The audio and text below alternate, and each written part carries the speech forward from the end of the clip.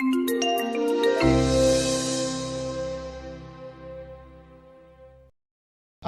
are honored today to have Irene Weisberg Zisblatt with us to tell her story. She's the author of a book called The Fifth Diamond. Normally you'd give a bio. In this particular case, she is going to talk, and her book is just a really great narrative of her story, which is just an amazing, amazing story of her survival in the Holocaust and her life. So please join me in welcoming Irene. Thank you. Thank you very much. I got to take my Bible out. This is my Bible. Thank you so much for having me here today. First, I want to thank Jilly and her husband for making this day happen for me. Her husband, Adam, and Jilly are my friends for a long time. I also would like to extend my very special thanks to Google for helping me reach the present and future readers of The Fifth Diamond. The pages of my book tell my personal experience. You will learn about the darkest part in history and humanity at its worst. While many people want to forget, it would certainly be wiser to understand. Through my account as a witness to these crimes, it is my hope to demonstrate the strength of my hope and human spirit, the meaning of having faith in God, and the memory of a loving friendship. I am a Holocaust survivor of man's hatred. I am the only survivor of my family. That places on me a double duty to bear witness.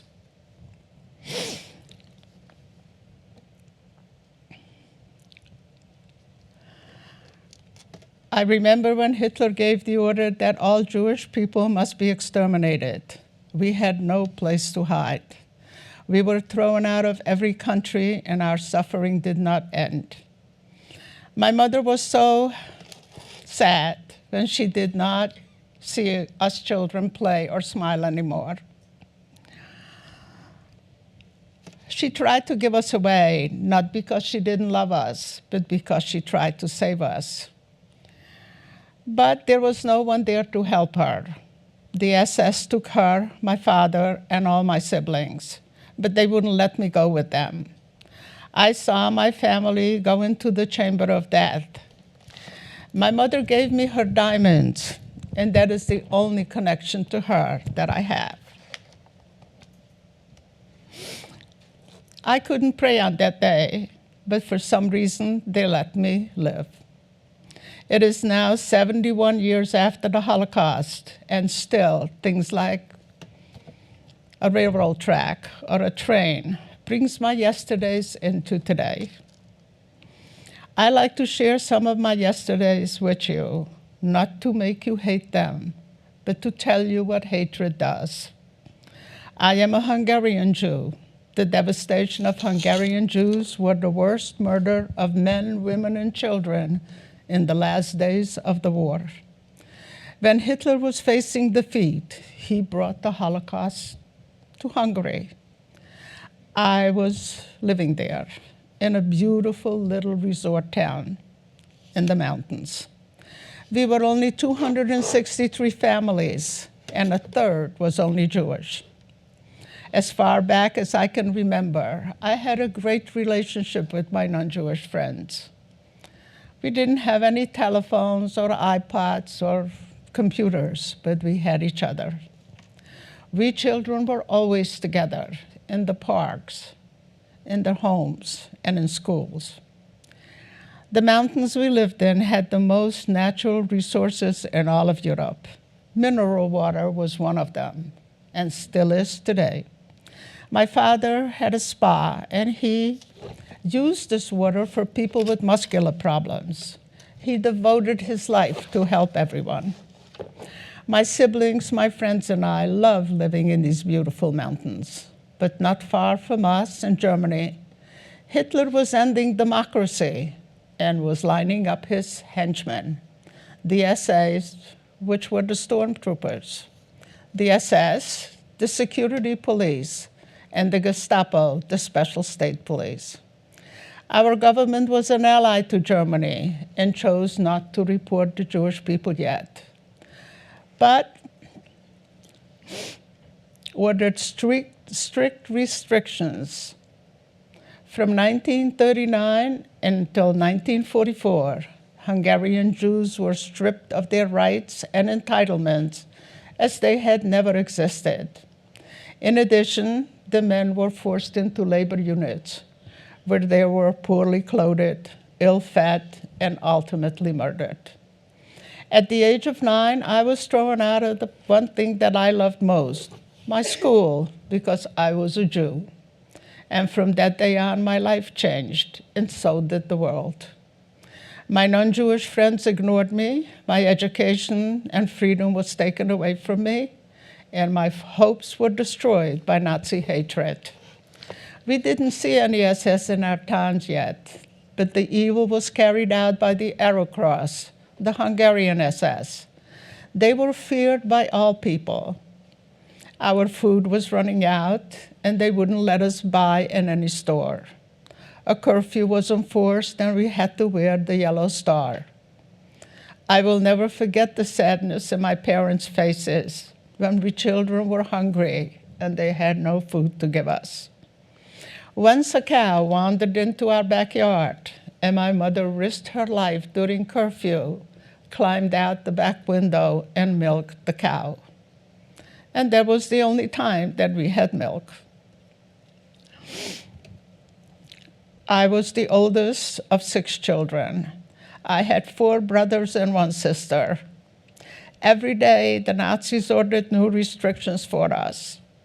After they stripped us from our dignity, they demanded our valuables. I heard my mother say to my father, first they made our star to a badge of shame, and now they want to rob us of our feelings of being worthy enough of owning something of value. I think that my mother sewed her diamonds into my skirt to save our pride. And then she gave them to me with a purpose, to buy bread if I am hungry. In 1939, when Poland was invaded, a few men were able to escape to us over the mountains. My father, with his friends, helped them to safety. Their destination, Palestine. I don't know if they ever made it to Palestine, but one night, a man had to spend the night in my home because it wasn't safe to go on. And I heard him beg my father to take his family and go with him, because when the SS come to us, they will kill our children just like they do in Poland. I couldn't sleep the rest of the night. In the morning, the man was gone. And I asked my father, who are these SS? And why are they killing the children? What have those children done? And my father said, the man wasn't himself. He didn't know what he was saying. People don't do such a things. See, the most civilized country in all of Europe, nobody believed that they did such a things. So we didn't go with the man. We also didn't believe that the Nazis were going to come to us because the war was almost over. And besides, we were in this little town surrounded by mountains. We didn't think that they were going to come and bother to look for so few of us. And just then, my country was trying to extricate itself from the alliance with Germany. And Hitler got so enraged, he ordered the army to invade Hungary and deal with the Jewish problem. The next day, each person had to pack a suitcase not exceeding 25 kilos and go to a ghetto.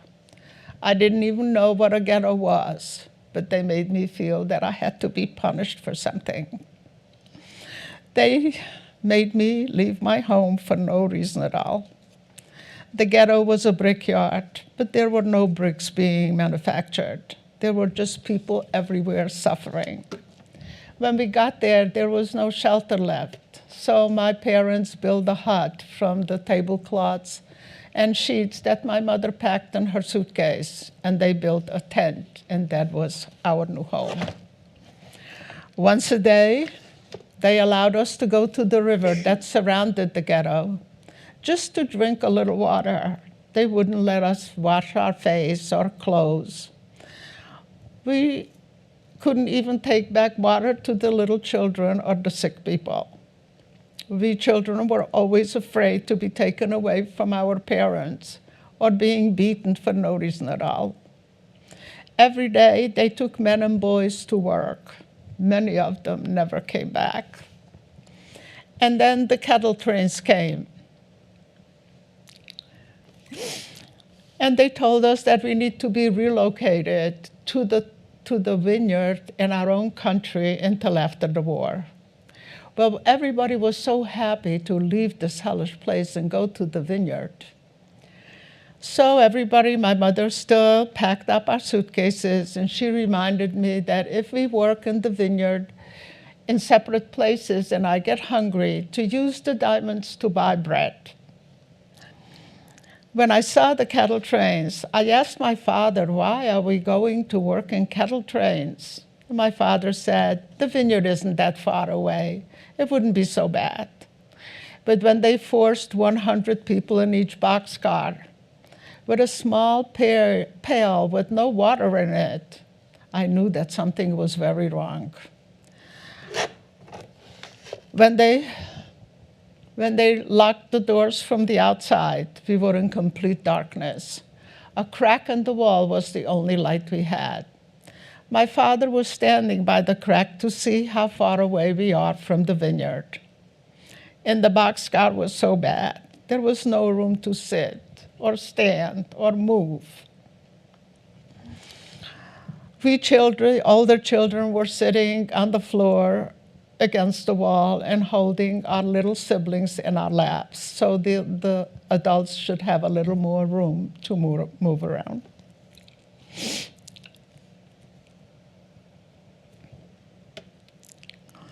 And then my father saw through the crack that we are not going to the vineyard. And he said they lied to us.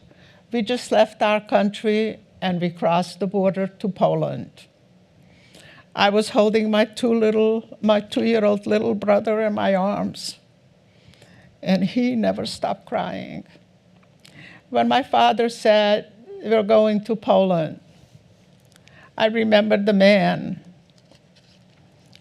that was spending a night in our home, and he told us to go with him because when they come to us, they'll kill our little children. My little brother was crying in my arms all the time, not for food, not for water. He just wanted to go home. And I promised him that we will be home soon. But when my father said we are going to Poland, and I remembered what the man said about the little children, I held my little brother so tight. And I promised myself that I will never let the SS take him from me. My little brother never saw his home again. We were in the boxcar for about 5 days. And the entire time I was wishing that the train would stop so we could go to a real bathroom like normal people. But most I was wishing that they would give the children some food and some water, and maybe they will stop crying. And the boxcar was so bad that when the train stopped, I thought that we have survived the worst, but I was wrong. When the doors opened, the SS with their vicious dogs and clubs in their hands yelling at us, "Get out, you dirty Jews, and make it quick." They immediately separated the men from the women. They made us leave our belongings at the train, and they told us that the men will bring it to us later. We never saw our men or our belongings ever again. As we were passing the cattle train, I saw chimneys in the distance, and I pointed them out to my mother, and I said, "The factories we're going to work in." But my mother paid no mind to me. In this chaos, she was trying to hold us together. She took my little brother from my arms, and she told me to hold my 4-year-old little sister's hand really tight so she doesn't get lost. A man in a striped jacket came over, and he offered to carry my little brother. But my mother didn't let him. But she asked him, "Where are we?" And he said, "Auschwitz." But we didn't know what Auschwitz was or why we were there. There were 3 long cattle trains packed with people waiting to get off. And I again looked at the chimneys, and I couldn't believe that the Nazis had so many factories, that they needed so many of us to come to work for them. Little did I know that we were the daily ration for the gas chamber. When Hitler declared the assault on Hungarian Jews, it was during the final solution. The final solution meant that not one Jew will survive to bear witness. And in 54 days, on 147 cattle trains, 437,402 Hungarian Jews were in Auschwitz. And that was only from the little towns. The big cities were long gone. When we passed the cattle trains, a handsome assessman wearing white gloves and a baton-like stick in his hand, he appeared in front of us, and he pointed that stick at my mother. And he yelled at her, "Put the child down and go to the right." But my mother, being so desperate to keep us together, she yelled back at him, "My children will go with me." He got so angry at her that she did not obey him. He took that baton-like stick, and he hit my hand between my little sister. He separated us. We were bleeding. We were crying and begging him to let me go with my mother. But he just took my little sister away and kicked me away from them. And then I heard my mother call out to me, "Don't cry, I will come for you later." That was the last time I heard my mother's voice.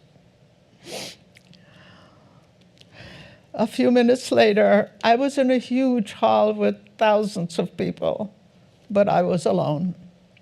The SS men and women with their vicious dogs again yelling at us, "Take your clothes and shoes off and hold them in one hand.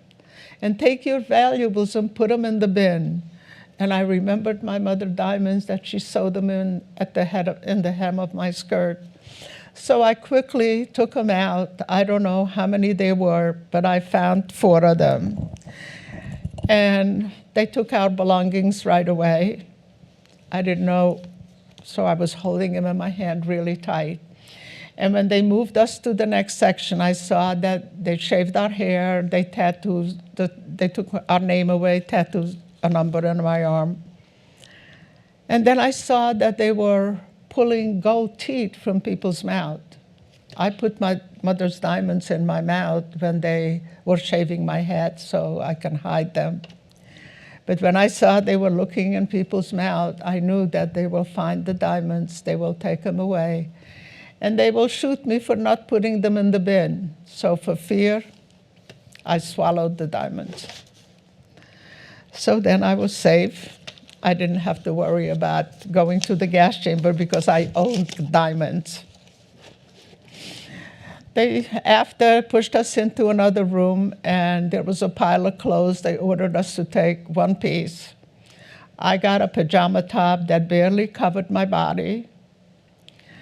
And at the door was a huge mirror, and they ordered us to look at ourselves.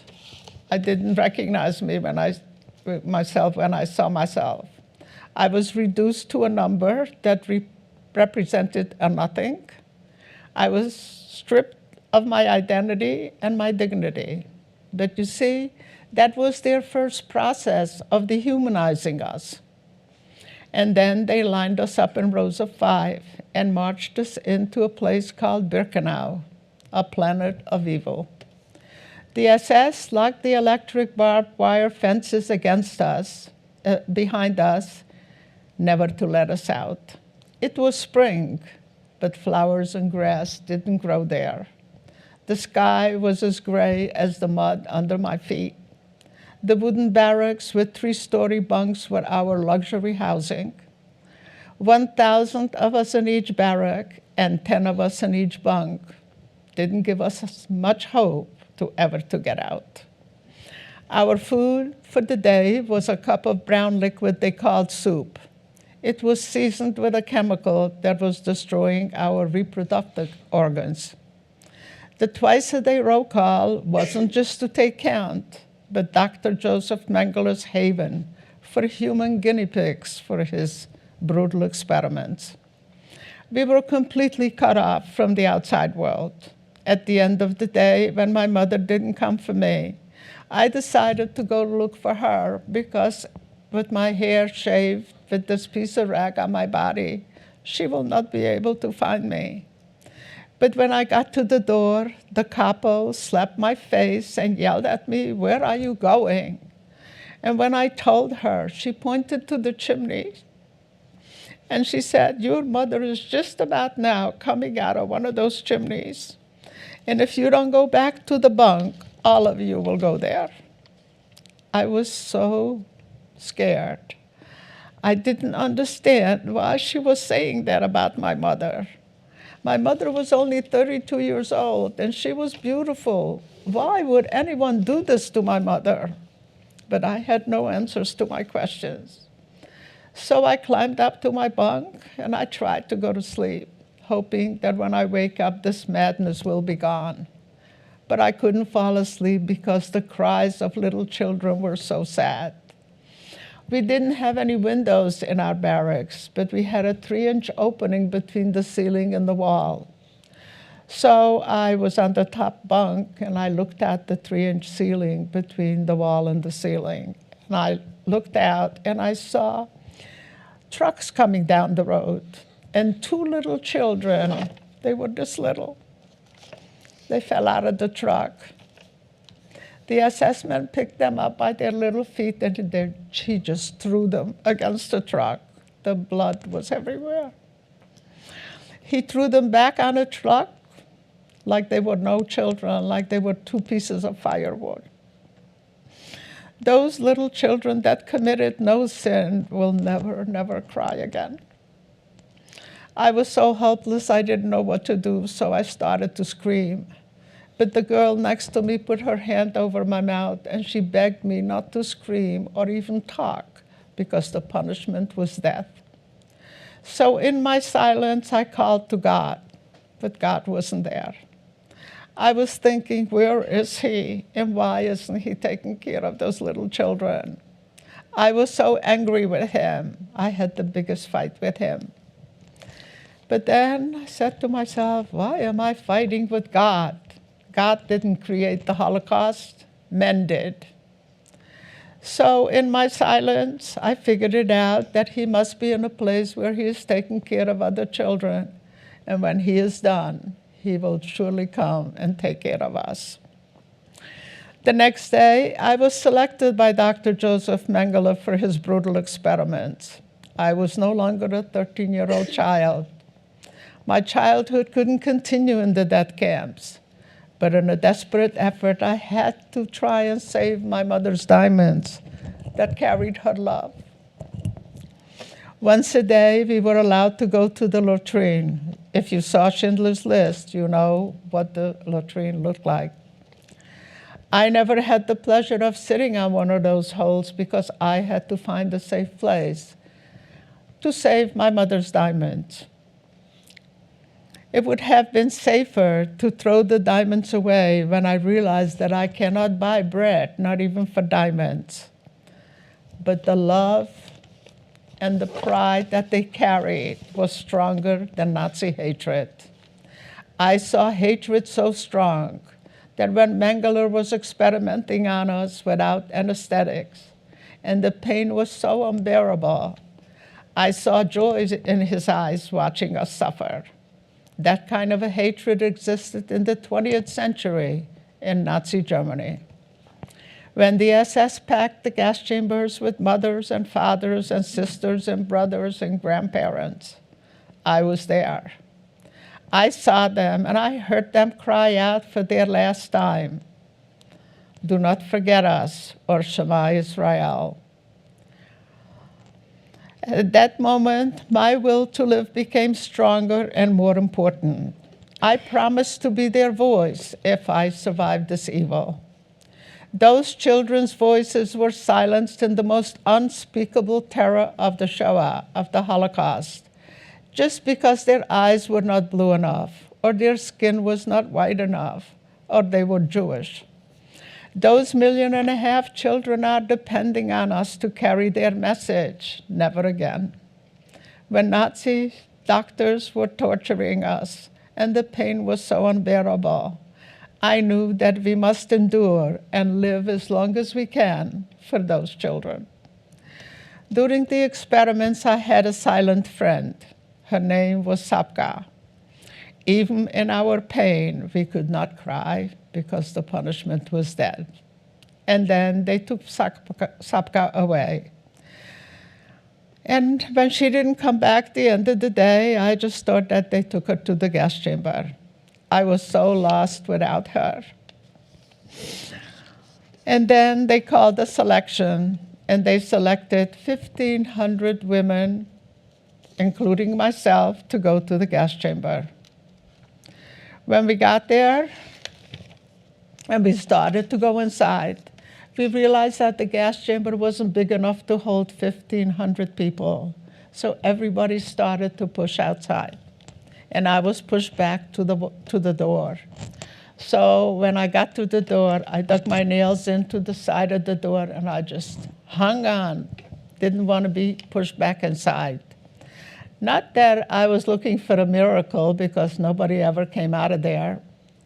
But for that moment, I just wanted to look at the sky for as long as I can. And then the Cyclone B arrived, and the SS ordered the guard to close the door so they can throw the Cyclone B. But he was so nervous because I was in the doorway, and he could not close the door. And he must obey at any cost. So he threw me out, and he closed the door. I ran up the ramp that I just came down looking for a place to hide. But there was no place to hide. But then I saw that the gas chamber had a little space between the roof. See, the gas chamber was underground, but the roof was on top of the ground. And between the roof and the ground, there was about this much space. And I only weighed about 50 pounds at that time. So I was able to crawl in that little spot and hide.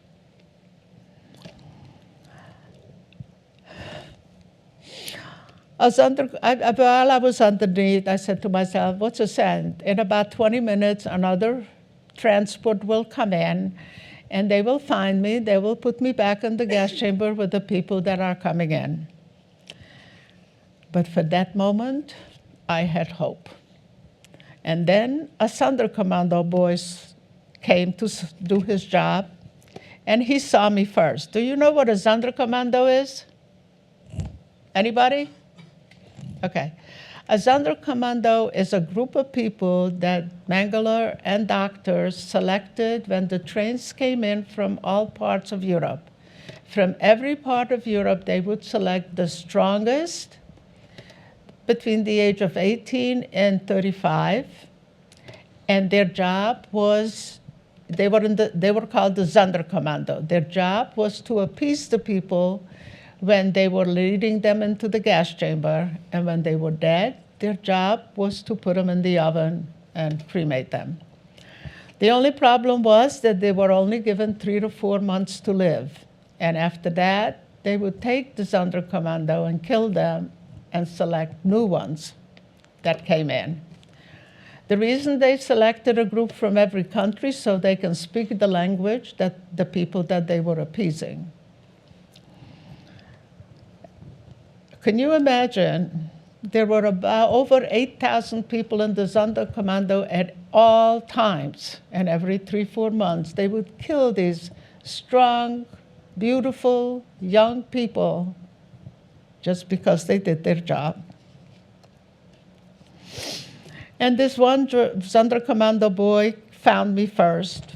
He took his jacket off and covered my naked body and said, "I'll be right back." And I thought I was hallucinating because I never thought that these things were happening. It didn't take a few minutes. He came back. He took my hand and he walked me around the gas chamber and he says, "There is a train going to a labor camp. I will try and put you on that train." I says, "Who are you? I mean, what is your name and where are you from?" He spoke my language. He says, "That doesn't matter. I only have 3 more days to live. So if you make it, live a little for me too." That is the time when I realized how much I want to stay alive for him and for all the others. So he says, "My name is not important. I'm not going to be here." Can you imagine killing all these people for doing their dirty work? So he did put me on a train. The train was moving only at night. I didn't know which way we were going, where we were going, but when the train stopped, we were in a labor camp. We were put in barracks and in bunks, just like in Auschwitz and Birkenau. In the morning, when I looked down my lower bunk, another miracle happened. My silent friend Sapka was looking straight at me. You cannot imagine what this was like.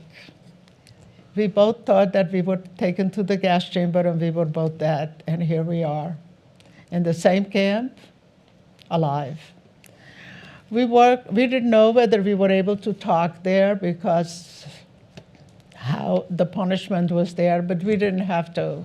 We just looked at each other and we just knew that from here on we're going to be together no matter where it takes us. We worked in this factory. It was an ammunition factory. We were 5,000 women there. And we worked in separate places, but we were together every night. We worked there until January of 1945. And in January of 1945, they took all 5,000 women. They gave us a pair of wooden shoes that didn't fit and a blanket, and they put us out on the death march. It was so cold. The snow was up to our knees. But the SS pushed us off the road and left us there. Whenever they wanted to stop for themselves, they would push us off the road and let the dogs guard us, and they would, I don't know what they were doing, but I guess they needed a rest. They were shooting people every few miles that they couldn't keep up and left them on the wayside. Sapka and I were so helpless. We couldn't help them live, and we couldn't help them die. And then we were marching from January until April. By April, we were only 200 of us left alive from the 5,000. And we decided that we were going to give up. We're going to sit on a road, and if they tell us to march and we don't march, they're going to have to shoot us. But just then, planes appeared from behind the mountains, and they were bombing everything that was moving. But we were on this very narrow farm road with forests all around us, and the only thing that was moving on this road was the trucks that were carrying the supplies for the guards. So needless to say, they bombed those trucks to smithereens. And when they came back, they ordered us to march again. And I said to Sapka, I don't want to march anymore, so I'm going to sit down on the road, and I was going to wait for somebody to shoot me. But Sapka pulled me into the lineup, and she whispered to me, look away from what you see and think about the world that they took away from us. So you got to go. So I went. And a few miles later, I sat on the road again. I just didn't want to go. And I said, Sapka, I don't know where we're going. And when we get there, they're going to shoot us anyway. So why waste all this time? And she says, I know where we're going. We're going to the library, and we're going to read a book. And then we're going to go home, and we're going to have dinner with our family. And then we're going to sleep in our own bed, and we won't have to share it with 10 people. So you can die today. So these were words that Sapka and I would tell each other when one of us gave up. And it kept us going. And then finally she realized that, yes, we're going to get killed, so let's do something about it. We were in such a dark night, we couldn't even see each other. I don't know how she found out that the guards had no flashlights and they had no ammunition because it was all bombed from on a truck. So she said, she pushed me off the road, and she jumped after me, and she held my mouth, and she says, wait until everybody passes. And so when everybody passed, she says, God created this dark night so we can escape.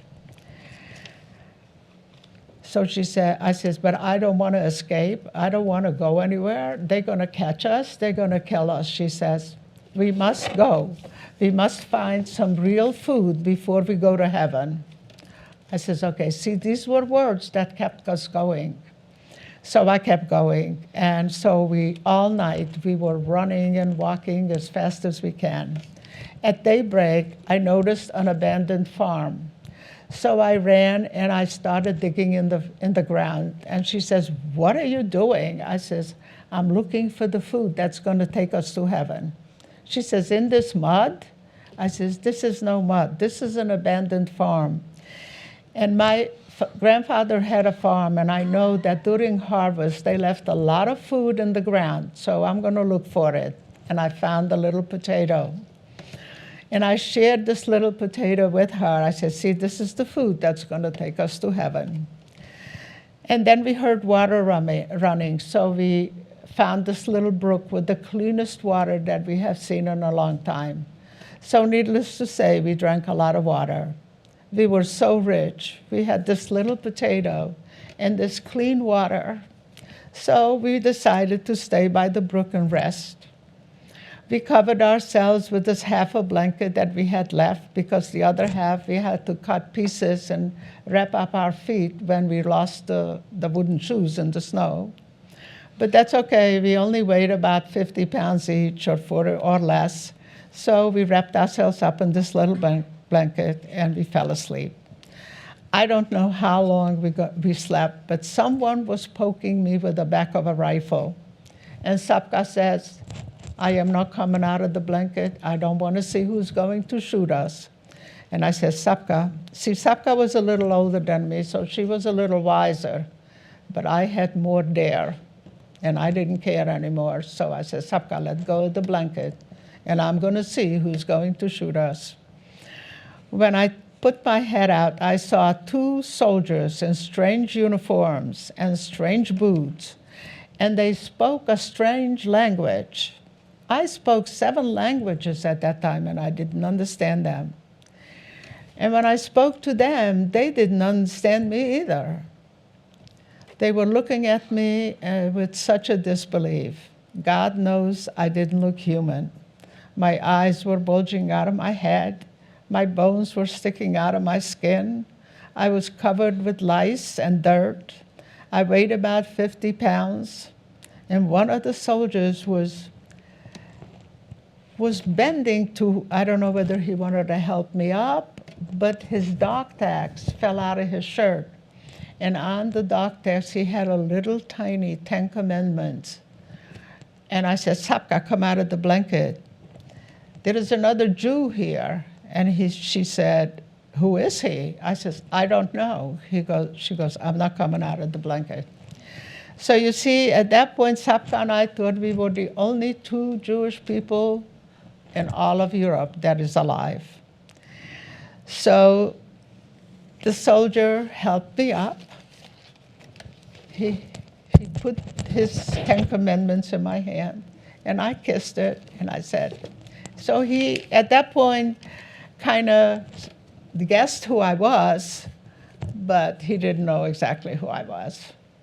And he motioned for me to stay, and he took off with his buddy. A few minutes later, a whole army was coming down that mountain towards me.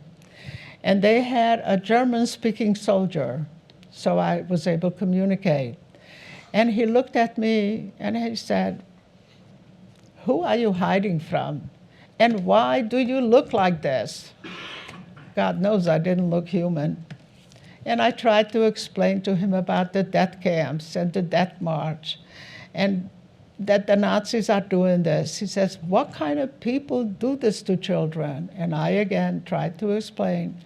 He didn't know what I was talking about, knew nothing about that. And I was angry. I didn't know who they were, and Sapka wouldn't come out of the blanket, and I was afraid that maybe they are not who I think they are. And I got angry with him, and I says, "Who are you?" And he goes, "Don't be afraid, we are Americans." And I didn't believe him. I says, "Americans? What are you doing here? Don't you know what's going on here?" He says, "Yeah, we do, and that's why we're here, to stop it." And he kind of tried to convince me to believe him who he is. He says, "Germany is burning, and we're going to go to Berlin and kill Hitler, and this will be never going to happen again. You will never have to be afraid of." I said, "Okay," so I started to believe him. So at that point, I looked up to heaven, and I said, "Thank you, God, for watching over us." I cannot find the words high enough to describe my liberators, but they helped us to believe that there are still people in this world that care. I saw so much love in their eyes. I wanted to hug them and thank them for finding us, but I was so dirty and covered with lice, I didn't want them to be like that. And then he said, "Would you like to have something to eat?" God knows we looked hungry.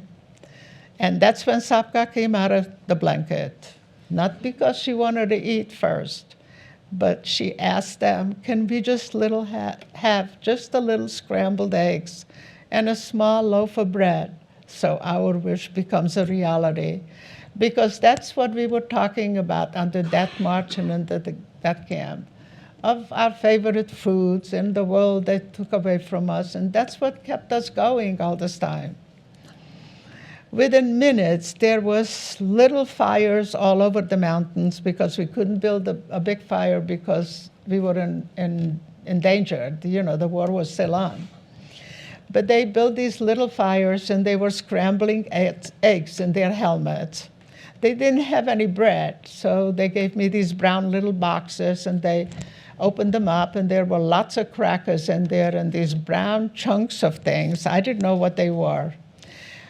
They turned out to be chocolate, but I never saw chocolate before, so I didn't care about that, but I was very happy with the crackers. And Sapka was very happy with her scrambled eggs. And then they gave us clean shirts, and we went back to the brook and washed ourselves and put on those clean shirts. And they put us in a Red Cross van, and again, they made our wish become a reality. There were 2 beds with pillows and blankets and white sheets. We weren't sure that that was for us, so we sat on the floor. But then after a while, no one came in, so we just realized that they must be for us. You cannot imagine. It was the greatest feeling to know that we will not have to share this bed with 10 people. We started to think about our families, and we knew that we will never see them again. So the feeling was different. We weren't so happy anymore. We just sat and we cried, and we just cried ourselves to sleep. In the morning, when I woke up, Sapka was still sleeping. I was calling her name, and I yelled at her, "Sapka, get up, because today is the day we will start our new life in the free world together. but she didn't wake up. A soldier came in to tell us to get ready to leave because the enemy was closing in that area and we were in their way. So I asked him, please help her wake up because she is so tired she can't wake up by herself. And when she saw her, he opened the door and he yelled, medic. And the medic came in. And I saw that he gave her an injection, but she didn't wake up. So I yelled at him, wake her up. Don't let her sleep so long. And he says, I can't wake her up. She is sleeping in a very beautiful place, and she is no longer sick or hungry, and she knows that you are free. I said, what are you saying? She was never sick. And he said, she was very sick. She died in her sleep of typhus, and I can't help her. Please tell me where you want her body to be buried because we really must go. But my heart was so full of grief. I questioned myself. If I could have done something to help her stay alive. The loss was so unbearable. Again, I was losing my loved ones. She was going to be the friend in my family forever. And now I'm again alone. I couldn't even spend time at her graveside because we were in harm's way and we had to go. We buried her in the blanket that we were liberated in, and we buried her also in the spot where we were liberated. And the soldiers told me that they will make arrangements for the soldiers that are coming after that to come back after the war and take her body to a real cemetery. And we did that. But we couldn't find her body because the mountain was so destroyed from fighting. She's in my heart all the time. And they took me with them. And they left me in an army hospital, in a field hospital, and somewhere in the mountains near Pilsen. And they went on to fight the war. And when I got stronger, they put me in a displaced person camp where I joined 40 children to go to Sweden to an orphanage. And while I was waiting to go to Sweden, my name appeared on a list of survivors in New York. And my father had a brother in the Bronx that I never knew. And he saw the name on the survivor list, my name, and he called the camp. He wrote a letter and asked the camp to find me and asked me if I want to come to a free country and a new family. And I screamed so loud, they must have heard me all the way to New York. So I gave up my spot to another child to go to Sweden, and I waited 2 years to go to America. I couldn't believe that I was going to the greatest free country in the whole world. And finally, in 1947, I saw what a free country looks like for the first time in my life. After many encounters with that, I survived Hitler's atrocity, and now I must rebuild my life. But first, I must find a way to be the voice that I promised to be for those children. But I couldn't, because who was going to believe such a nightmare, a child? So that was one of the reasons that I did not share my past in the Holocaust for 50 years. I couldn't tell of my torturers that destroyed my temples, my Torahs, and humanity itself. But then in 1994, when Schindler's List came out, and I knew that it is my duty to bear witness, it was difficult to describe so much sorrow and pain. Even in my free world, my nightmares were the same, except the ashes were grayer, the cries were louder, and the children's pain was clearer. When I woke up, I had to force myself to think where I was. So how can I be the voice that I promised to be? I tried to think about my tomorrows because my yesterdays were all about Auschwitz and Birkenau. And then I thought of the camps. With my experience, maybe they could be lessons for humanity. So I must learn from my yesterdays and share them with the present and future generation. Since I was only 13 years old when I endured so much pain and I witnessed so much injustice against humanity, I knew that the children of tomorrow can learn from my pain. So in 1994, when after Schindler's List came out, I realized that it is my duty to bear witness. So I went back to the death camps with 5,000 teenagers from 49 countries on the March of the Living. 50 years after the Holocaust, I was back in Auschwitz-Birkenau on the planet of evil, where I lost my entire family, and I was a human guinea pig for Dr. Joseph Mengele. When I saw how much evidence the SS destroyed, I was so angry I wanted to kill someone. But most of all, I wanted to yell at Mengele because he always yelled at us. I looked around because I didn't want to yell in front of the children, and what used to be the gypsy camp were still a couple of barracks that were not destroyed. So I went inside one of them and I yelled as loud as I could at Mengele, "Look at me, I am alive. In spite of your experiments, you've tortured Sapka and I, and millions of people you sent to the flames. I am back with 5,000 healthy children, and you can't touch us." Since there is no room for hatred in my life, that was my revenge. And from there, I went to the number 2 gas chamber, where my entire family was murdered. And again, I was angry. What used to be the gas chamber is now a pile of rubble. I found an opening in that rubble, and I crawled inside. 50 years on the anniversary of the Holocaust, I was again in the gas chamber.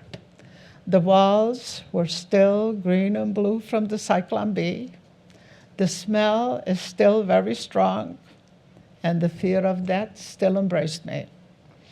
I sat down on the ground and lit all my candles that I had in my backpack, and I prayed for the victims that died such a cruel death. As I was leaving the gas chamber, I turned around one more time to look back, and I saw a table set for dinner. Actually, it was set for our first Seder, for our holiday. And my whole family was sitting around the table. And next to my little sister was an empty chair, and that was my chair. So I turned around, and I was going to go sit in my chair. But my mother put her hand in front of me, and she says, "You can't sit in your chair yet. Promise me that you will stop crying and you will do what you must." When I reached out to hug her, she wasn't there. So I sat down by my candles and I wrote her a letter, and I'd like to share the letter with you. "I will not cry anymore, and I will never forget the children who died a cruel death because their eyes were not blue enough, or their skin not light enough, or they were Jewish. I will never forget the painful look in their eyes when they marched to their death. Dear Mother, this letter I am writing to you is very special. I want to tell you how much I missed you. I missed you on my wedding day, and you did not share my happiness. But most I missed you when I gave birth to your grandchildren, and you could not hold them. It is difficult to live with the fact that you were cheated of enjoying them. As for me, being a mother today, I can feel the pain you felt when your children died in your arms from the gas. For me, there is no medicine I can take to heal my pain. I am still learning to live with it. But I promise you to tell the world all that happened, and I hope that God will help me to stay strong. And I pray that He watches over our children of tomorrow so they can remember the past and never be silent when they see injustice against people. What happened to us should never happen again. And on this day, I am making a commitment to help heal the sickness of hatred. And when I can't help heal anymore, I hope to sit in my chair and tell them that they are being learned from. When I came up from the gas chamber, I shared my past with all these teenagers from 49 countries for the first time in 50 years. I was grateful for the courage and also the liberation of this road of murder, where the SS trained me to step over the death and not to cry for them. Today, I want to tell them, I survived your atrocities, and I cry for the death, and I walk among people that value human lives, and I have not stopped ever since. After that day, I have spoken to many, many people, almost all the free world, including our government. I still can't believe that I am alive today, and I shared my painful past with the most powerful government in the world. But sharing my past with you is most important, because you are going to be that government in the future, and it's going to be up to you to make sure that everyone is free to practice their beliefs. So if you remember the Holocaust, you will not let it happen again. The Holocaust is not just a part in history, but it lingers in the present, in Rwanda, in Bosnia, and Africa, in our own country, 9/11. Perhaps when we were forgetting how powerful hatred can be, 9/11 reminded us, and we tasted violence and mass death. So we must absolutely be aware of hatred and change people's minds of hating others. Otherwise, it will cause another unexplainable event, like the Holocaust. We must learn the lessons of the Holocaust to bring awareness of this unfairness to humanity and never forget what hatred leads to. If we stand up against prejudice and promote tolerance, it will change lives and behaviors. We must work together to protect the future of human existence for generations to come, and it has to start with our future generation. They are the first generation at a distance of the Holocaust, and the last generations to know survivors firsthand. None of their children will be able to meet a survivor, so they have a very important mission to teach their children what they learned from a survivor. I need them to help me to bring a good understanding about this painful event. When I am no longer here, I hope that they will carry my message to the future, so those fires of hell become a light of hope. All the technological devices my generation had created in our lifetime, we failed to create a tool to stop hatred. But we will help you to find that tool as long as we're here, and you will change that. You will change the world. So my mission is to help you find that. It was very easy for Hitler to take our lives, but it is difficult for us to get Hitler out of our lives. So please, join my children and grandchildren who will tell and retell of our losses and grief in hope to stop genocide. I will not be silent, and I will not forget the victims. As long as I am able, I will speak worldwide to improve human conditions. My goal is to make a difference in one person every time I share my past. I cannot explain that dark time in my childhood, but we must remember it.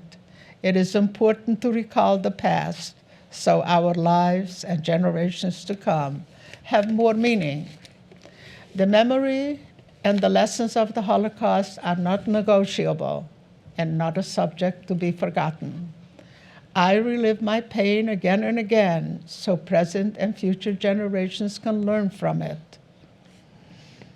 I hope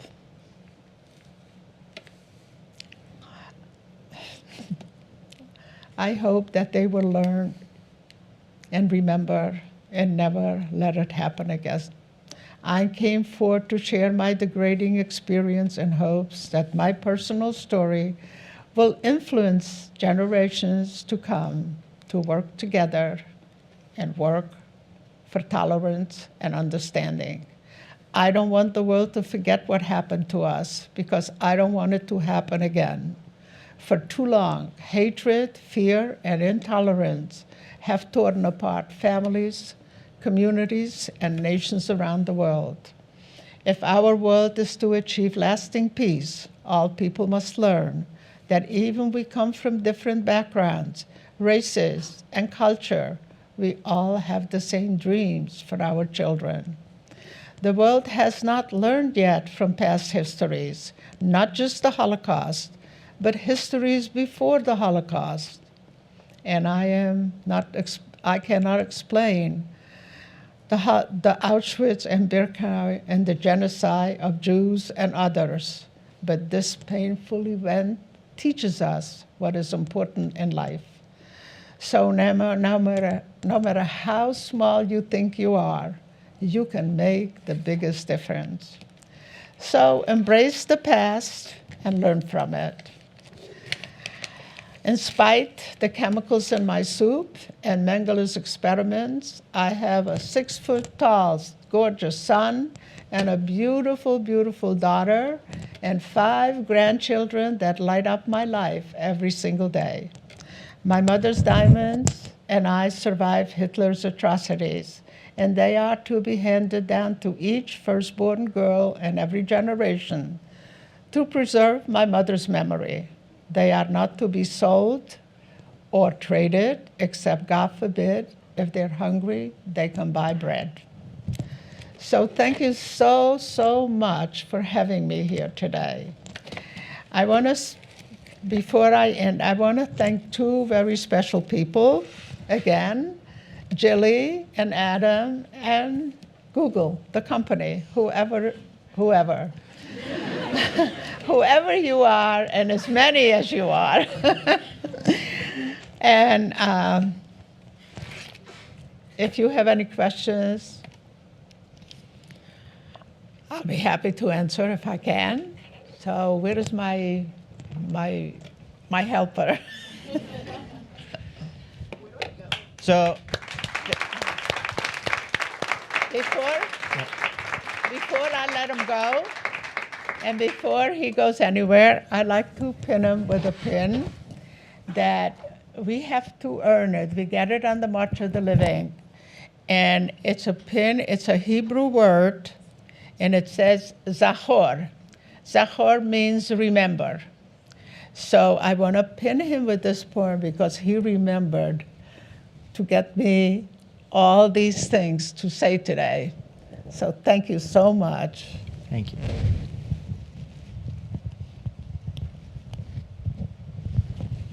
I don't know, maybe I have it on the wrong side, but that's okay. Perfect.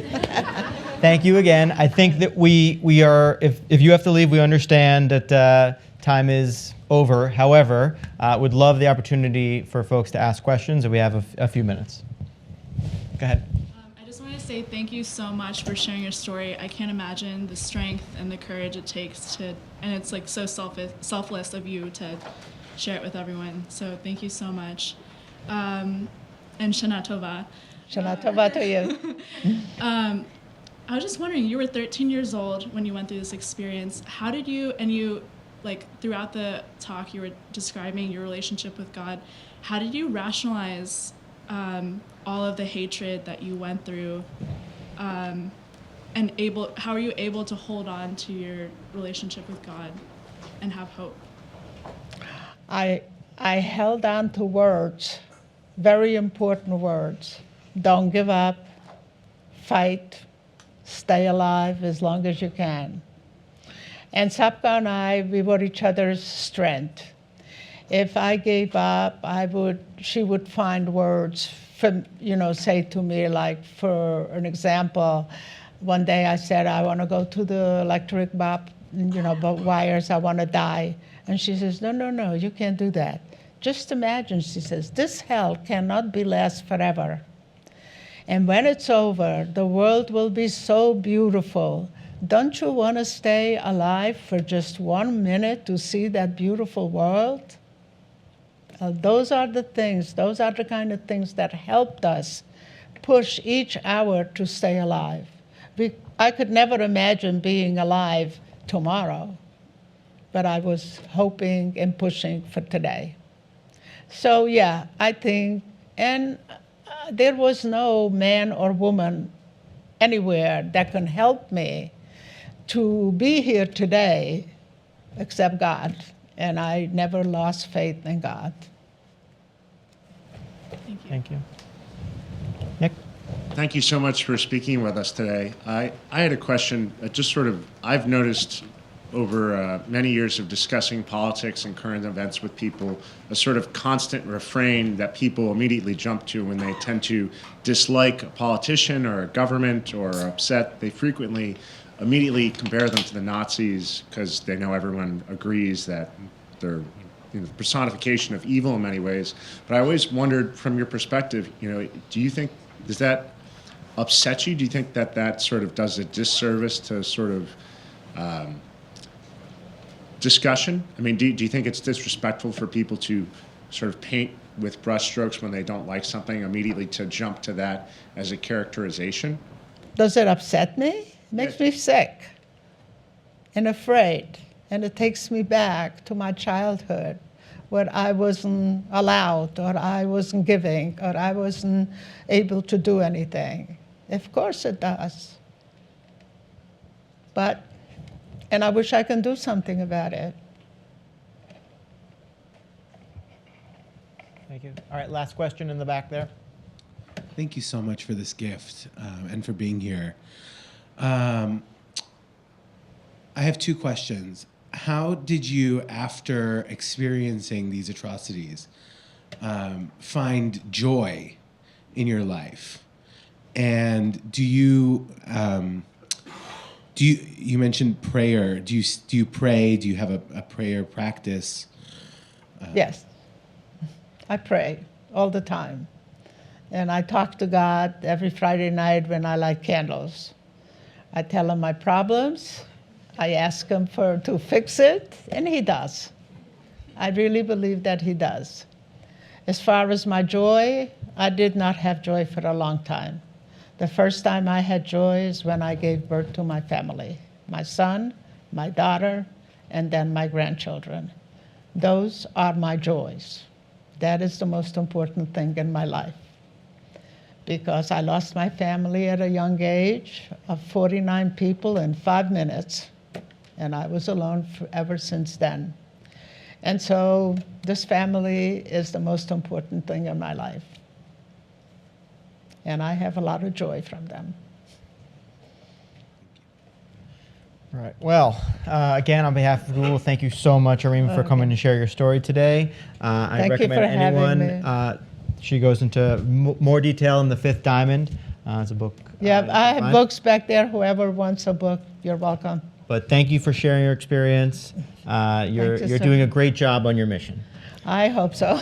I hope so. Thank you so much. I love you.